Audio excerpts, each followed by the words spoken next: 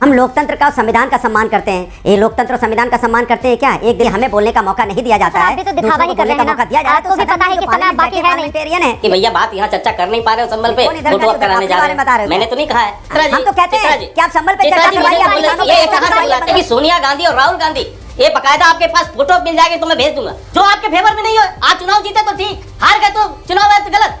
10 seat की औकात नहीं छोड़ा आपको। हरियाणा और महाराष्ट्र की जीत की पोल भी एक दिन खुलेगी।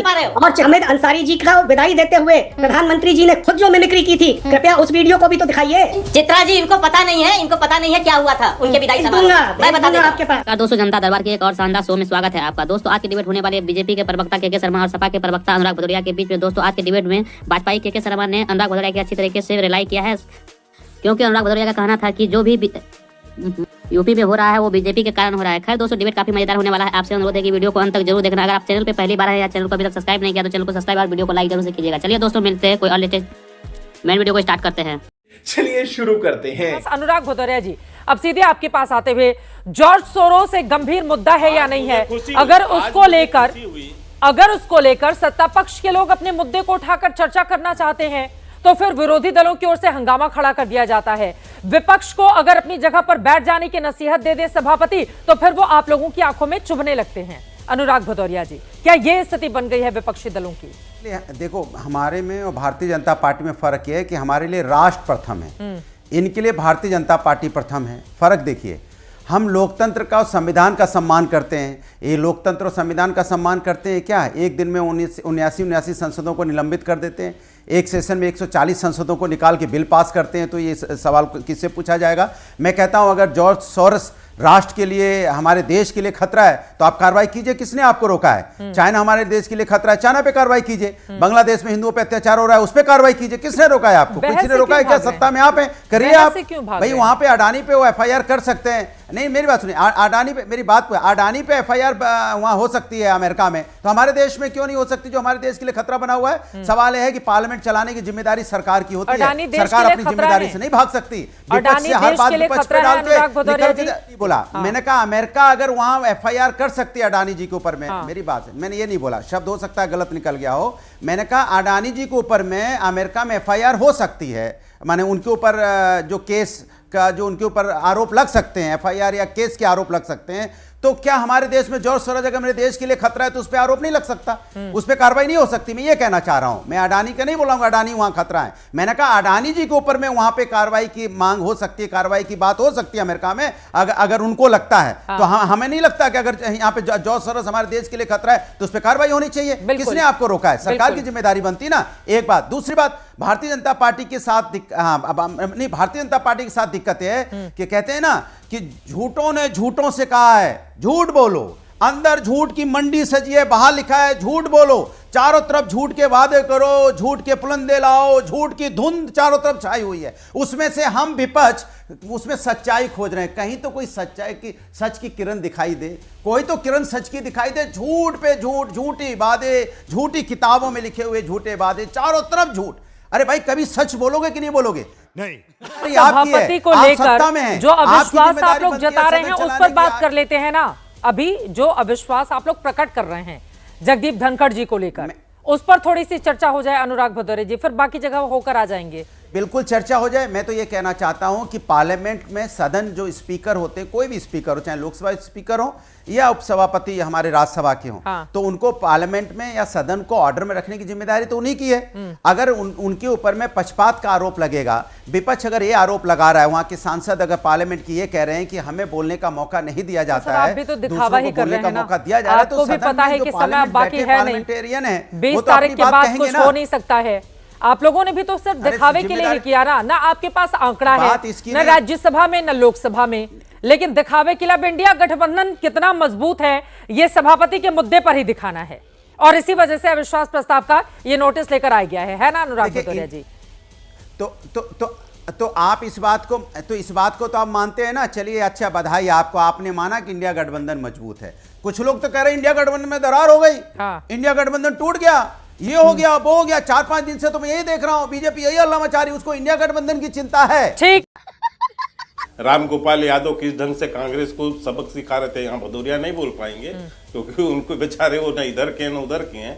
राम गोपाल यादव जी ने तो स्पष्ट रूप से राहुल गांधी पर कटाक्ष किया और ये कहा कि भैया बात यहाँ चर्चा कर नहीं पा रहे हो संबल पे, फोटो ऑप कराने जा रहे हो। मैंने तो नहीं कहा है। डिम्पल यादव ने, अरे भाई एक मिनट सुन लो भाई, अरे भैया सुन लेना भाई, तुझे अपने नेता की बयानों का कदर नहीं है तो मैं क्या करूं।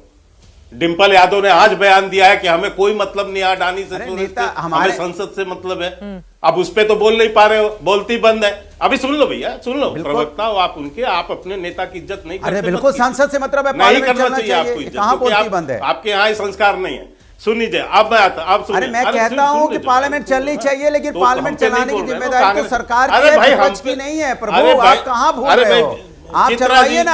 हम तो कहते हैं कि आप संबल पे चर्चा करवाइए, आप किसानों पे।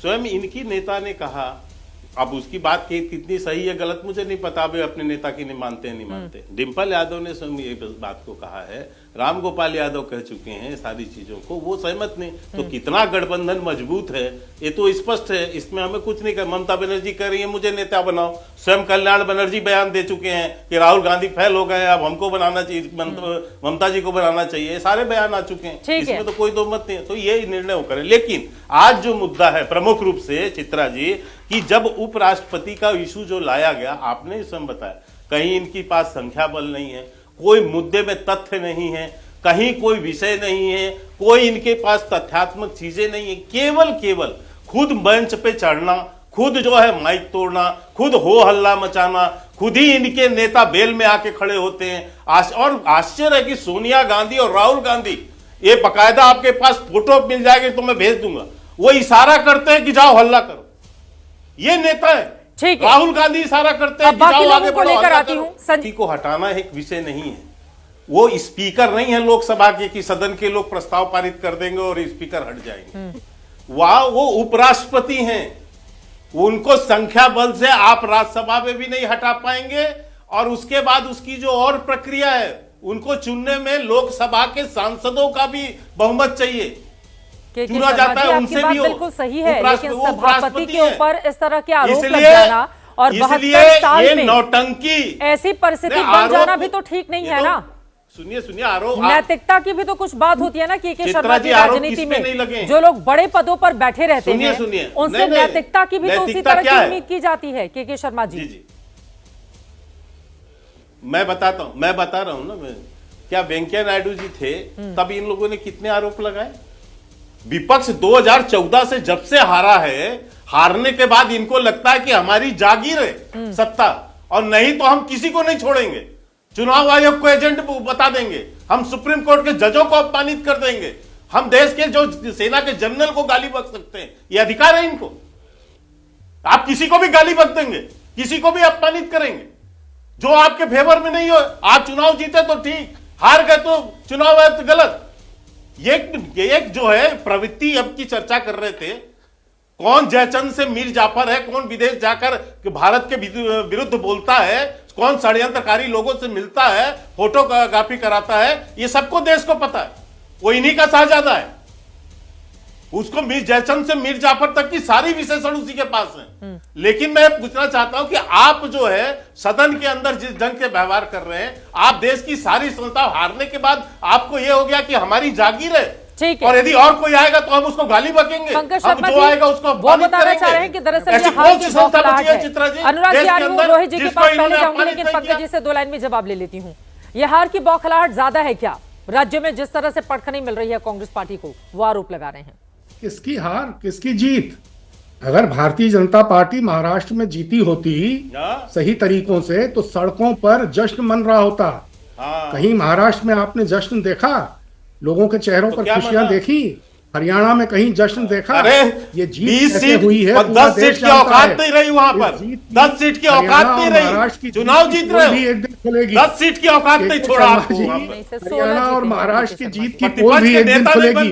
और चित्रा जी, एक निवेदन आपसे है, आपने मिमिक्री का जिक्र किया और वो दिखाया आपने वीडियो, सपने देखिए, संसद के प्रवेश द्वार पर वो एक तृणमूल कांग्रेस के सांसद ने मिमिक्री की, लेकिन जो संसद के अंदर हामिद अंसारी जी का विदाई देते हुए प्रधानमंत्री जी ने खुद जो मिमिक्री की थी, कृपया उस वीडियो को भी तो दिखाइए। प्रधानमंत्री जी संसद के भीतर मिमिक्री करते हैं, सेवानिवृत्त हो रहे हामिद अंसारी जी की उपराष्ट्रपति की 2017 में। निकालिए वो वीडियो भी दिखाइए।